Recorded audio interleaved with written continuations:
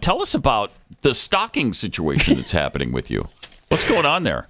Yeah, I don't. This newfound attention that I have is now bringing some of the crazies out of the woodwork. Mm-hmm. Actually, the last time I was here in Dallas, I was doing Sarah's show, and we were taping there. And then I went back upstairs to my computer, and I sat down at the computer, and I had emergency notes coming up on our Slack channel going, you got a stalker outside.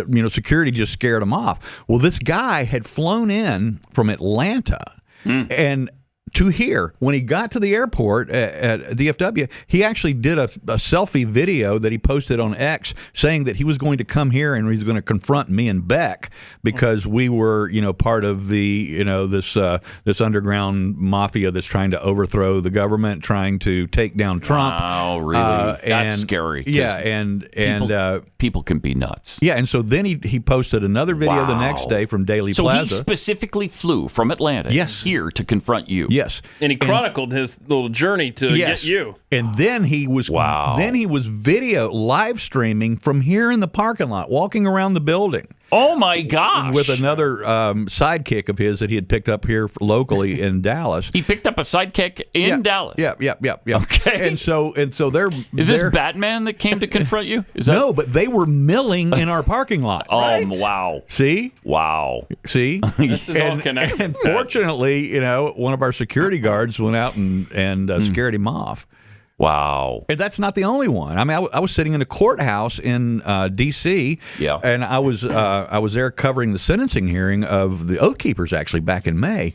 And this lady who was convinced that she has 20 brain implants that's been put in her head by the government. I hate when they do that. No. Yes. I hate when they it's a do big that. problem. Yeah. Anyway, I wouldn't write about her story, and so you bastard. I know. So she got on a plane from Chicago because I had posted on my Twitter feed that I was going to be covering, the sentencing hearing, and so she knew where I was going to be. Wow. All of a sudden, I walk out during one of the breaks, and she confronts me in the hallway. I have to finally tell her, if you don't leave me alone, I'm going to have the U.S. Marshals, escort you out of here. Are you not interested in the 20 brain implants she has? You don't. Wait, I thought it was 30. Is it 20 or 30? 20. It's 20. Oh, my bad. I'm sorry. Don't exaggerate this sorry. problem. My brain implants aren't working. The more interesting part of her story was that she has, for 20 years now since this began, she's every single doctor that she has gone to have these removed have all refused because they're afraid that they're going to be assassinated.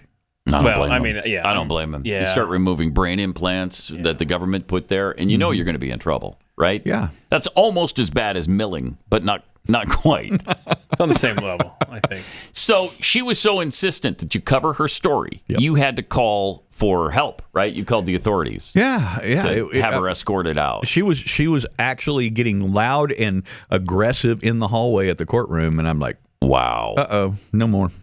Yeah. What is a day in the life of Steve Baker like? Is it high stress? I feel like you got a lot going on, man, and I just don't know how you do it. You know what?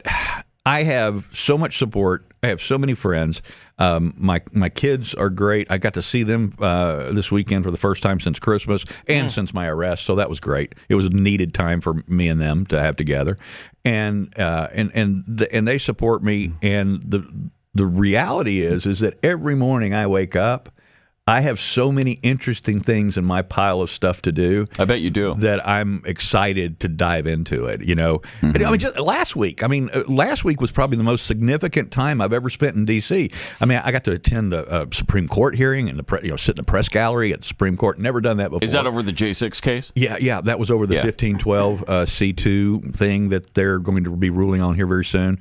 So I got to hear those arguments, and that was exciting especially because Gorsuch and Alito were having none of the government's argument. They were just boom, boom, boom, just shooting them down one. Yeah, I'd like to hear about that because there's some important things being decided right now. Yeah, that was a good clip that we had from that of Gorsuch talking about interrupting a official proceeding. Hypothetically, if someone pulled a fire alarm, that was such a great moment because everybody is so quiet. I mean, it's church mouse quiet in the Supreme Court,